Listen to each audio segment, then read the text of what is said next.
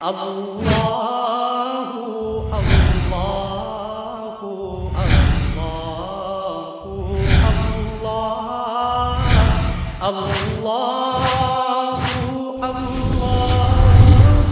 اللہ اللہ اللہ۔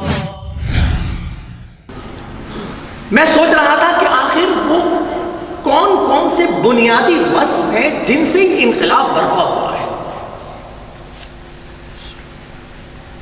اس میں بے شمار اوصاف میں سے دو کا انتخاب میں نے یہ کیا کہ آپ کے سامنے عرض کر سکوں کہ یہ دو بنیادی وصف ایسے ہیں کہ جس سے اس مختصر سی مدت کے اندر یہ کایا پلٹ گئی۔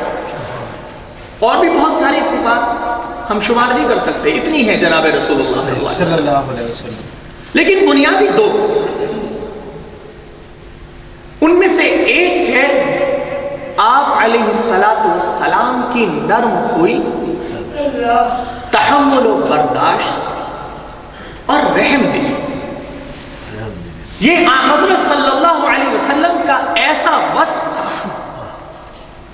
کہ اس نے مشکل سے مشکل دور کو بھی، مشکل سے مشکل وقت کو بھی، کٹھن سے کٹھن اوقات کو بھی سہل بنا دیا۔ ایک بہت بڑے عالم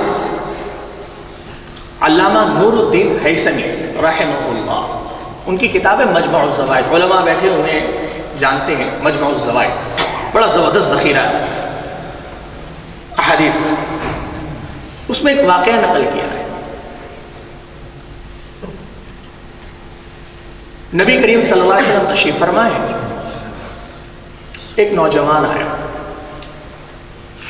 اور آ کر رسول اللہ صلی اللہ علیہ وسلم سے عرض کیا کہ یا رسول اللہ، آپ مجھے بدکاری کی اجازت دے دیجیے۔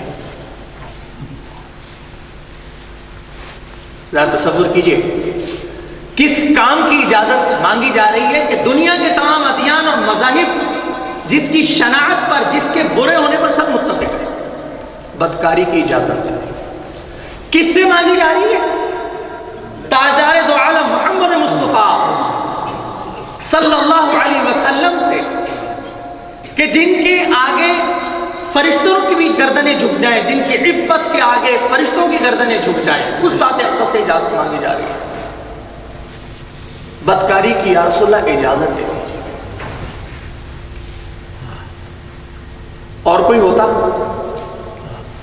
تو ڈانٹتا، ڈپٹتا، محفل سے باہر نکال دیتا، یا صحابہ کرام کو اشارہ کر دیا جاتا کہ اس کو باہر لے جاؤ، 10 باتیں سنائی جا سکتی تھی، لیکن نہیں۔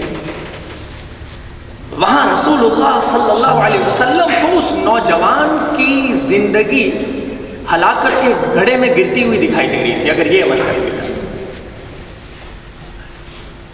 اب کیا کیا؟ ذرا نرم خوئی دیکھیے، رحم دلی دیکھیے۔ آپ علیہ الصلوۃ والسلام نے اس کو اپنے قریب بلایا، ساتھ بٹھایا، محبت اور شفقت کے ساتھ اس کے کندھے پہ ہاتھ رکھا، سبحان اللہ، فرمایا کہ اچھا یہ بتاؤ کہ جس کام کی تم مجھ سے اجازت مانگ رہے ہو،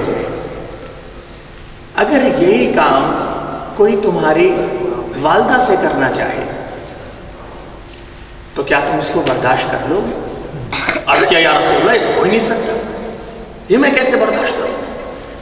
فرمایا کہ ہو سکتا ہے جس سے تم یہ کرنا چاہو وہ کسی کی ماں ہو۔ وہ نوجوان جس کے بند دریچے تھے وہ آہستہ آہستہ ایک ایک کر کے کھلنے شروع ہو گئے۔ اچھا یہ تو معاملہ کچھ اور ہے۔ آپ نے یہاں پر بس نہیں فرمایا، فرمایا کہ اچھا یہ بتاؤ کہ اگر یہی کام تمہاری ہمشیرہ سے کوئی کرنا چاہے؟ عرض کیا رسول اللہ، یہ تو ہو ہی نہیں سکتا، میں کیسے برداشت کر سکتا ہوں؟ فرمایا ہو سکتا ہے کہ وہ بھی کسی کی بہن۔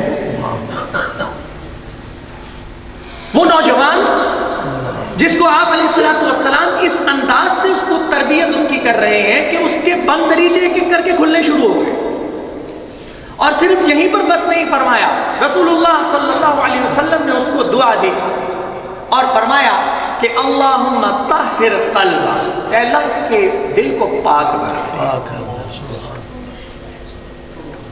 وحسن فرجا، اے اللہ اس کی شرمگاہ کی حفاظت فرما لے۔ ایسی دعا دی کہ وہ شخص ساری زندگی کے لیے اس مجلس سے توبہ کر کے اٹھا اور ہمیشہ ہمیشہ کے لیے طائب۔ سبحان اللہ۔